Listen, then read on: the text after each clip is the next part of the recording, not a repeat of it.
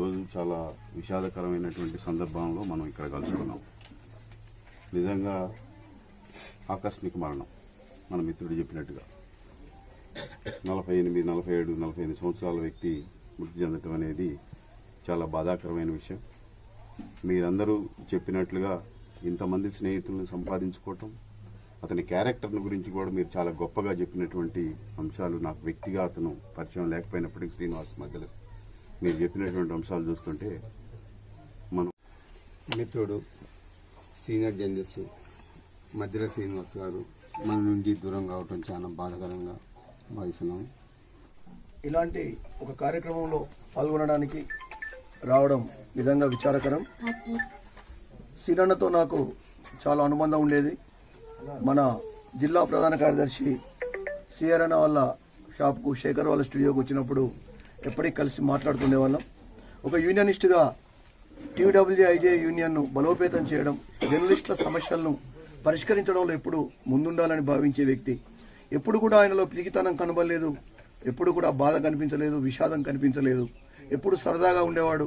చాలా సందర్భాల్లో మేము కలిసి ప్రయాణించిన సందర్భాలు ఉన్నాయి. గంటలు గంటలు కలిసి కూర్చొని మాట్లాడిన సందర్భాలు ఉన్నాయి.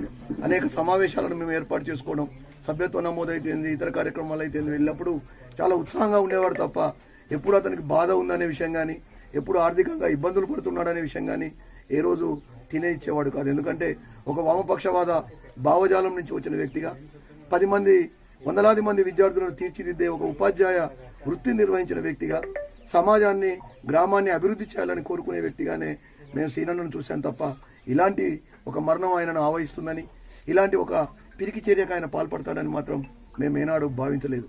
ఇలాంటి దురదృష్టకరమైన సందర్భంలో మాట్లాడాల్సి రావడం నిజంగా నేను చింతిస్తున్నాను. తీవ్ర ఆవేదనను ఒక సోదరునిగా వ్యక్తం చేస్తున్నాను. జర్నలిస్ట్ అంటే తన కాలాన్ని, తన సమయాన్ని, తన యవ్వనాన్ని, తన వయస్సును అన్నింటినీ సమాజం కోసం దారపోసి, మాతోటి వాళ్ళు ఎంతోమంది వివిధ వ్యాపకాలను అలవాటు చేసుకొని, వివిధ వ్యాపారాలను అలవాటు చేసుకొని లక్షలాది రూపాయలు, కోట్లాది రూపాయలు సంపాదిస్తుంటే వారికంటే ఎక్కువ తెలివి ఉండి కూడా సమాజానికి ఏదో చేయాలని, సమాజానికి ఏదో స్పృహతో పనిచేయాలనే ఒకే ఒక లక్ష్యంతో, సమాజాన్ని బాగు చేద్దామనే ఆలోచనతో మా జీవితాలు ఆగమైపోతున్నా పట్టించుకొని వృత్తి ఏదైనా ఉంది అంటే అది కేవలం జర్నలిజం వృత్తి మాత్రమే నేను భావిస్తున్నాను. సమాజం కోసం సమిధలా ఆరిపోతున్న ఈ జర్నలిజం వృత్తిలో ఎంతోమంది ఆరోగ్యాలు ఖరాబై లేదా ఇలాంటి మానసికమైన ఆందోళనలతో మరణించిన వారు ఉన్నారు. ఈ సందర్భంగా నేను జిల్లాలోని జర్నలిస్టు మిత్రులందరికీ చెప్పదలుచుకున్న ఒక విషయం ఏంటంటే, ప్రతి ఒక్కరి జీవితంలో ఖచ్చితంగా ఆరోగ్య క్రమశిక్షణ ఉండాలి, ఆర్థిక క్రమశిక్షణ ఉండాలనే విషయాన్ని ప్రతి జర్నలిస్ట్ అర్థం చేసుకోవాల్సిన అవసరం ఉంది అని ఈ సందర్భంగా నేను తెలియజేస్తున్నాను. మన ఆరోగ్యాన్ని మనం కాపాడుకోవాలి, మన కుటుంబ ఆర్థిక పరిస్థితిని కూడా మనం కాపాడుకోవాలి. ఈ రెండు బలంగా ఉన్నప్పుడు మాత్రమే మనం ఈ సమాజంలో నిలదొక్కుకోగలం అనే విషయాన్ని తెలియజేస్తూ, ప్రతి జర్నలిస్టు తన జీవితంలో కేవలం వార్తల కోసం పాకులాడకుండా, లేకుంటే స్కోరింగ్ల కోసం ఇబ్బందులు పడకుండా, తమ ఆరోగ్యాన్ని ఇతర చెడు అలవాట్ల కోసం వృధా చేసుకోకుండా ప్రతి ఒక్కరు కూడా ఖచ్చితంగా దయచేసి ఆరోగ్య క్రమశిక్షణ, ఆర్థిక క్రమశిక్షణ అలవర్చుకొని వారి జీవితాలు అభివృద్ధి చెందాలని ఈ సందర్భంగా తెలియజేస్తూ, మేము చేయగలిగిన సాయం చిన్నదే అయినా, సీనన్న అంటే ఒక్కడు కాదు, సీనన్న అంటే చాలామంది ఉన్నారు. సీను ఆర్థికంగా సంపాదించకుండా, లేకుంటే లక్షలాది రూపాయల డబ్బులు వెనకేయకుండా ఎంతోమంది ఆప్తులను, ఆయన మరణించాడనే విషయం తెలిస్తే ఆయన కుటుంబానికి ఆసరగా ఉండడానికి ఇన్ని వందల మంది ఉన్నారు అని తెలియజెప్పడానికి మాత్రమే ఈరోజు మా రాష్ట్ర ప్రధాన కార్యదర్శి గారికి ఎన్ని పనులు ఒత్తిడి ఉన్నప్పటికీ కూడా వారిని తీసుకొని రావడం జరిగింది.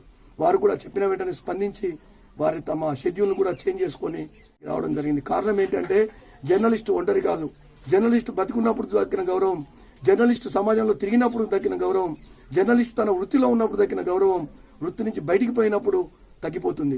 ఈ లోకం మీదనే లేకుండా పోయినప్పుడు ఆ కుటుంబం వైపు కన్నెత్తి చూసే వాళ్ళు కూడా లేని పరిస్థితి మనం చాలా సందర్భాల్లో చూస్తున్నాం. కాబట్టి స్వయంగా నేను అనేక సందర్భాల్లో ఆ విషయాన్ని గమనించాను. కాబట్టి జర్నలిస్టు కుటుంబాలు అనాథలు కాదు. జర్నలిస్టులు అంటే వాళ్ళను కూడా అభిమానించే వాళ్ళు ఉన్నారు. ఒక కుటుంబం మీకుంది, మీ కుటుంబంతో పాటు ఒక జర్నలిస్టు కుటుంబం కూడా ఉందని చెప్పడం కోసమే మహబూబాబాద్ జిల్లాలో ఏ జర్నలిస్టుకి ఇబ్బంది వచ్చినా పెద్దలు రామనారాయణ గారు, అదేవిధంగా విరాట్ అలీ గారి సారథ్యంలో మేము అనేక కార్యక్రమాలు చేపట్టడం జరుగుతుంది. దీనికి మన సీనన్న లాంటి వాళ్ళు, మదన లాంటి వాళ్ళు ఎంతోమంది సహకారాన్ని అందించడం వల్లనే ఈరోజు మేము ముందుకు పోగలుగుతున్నాం.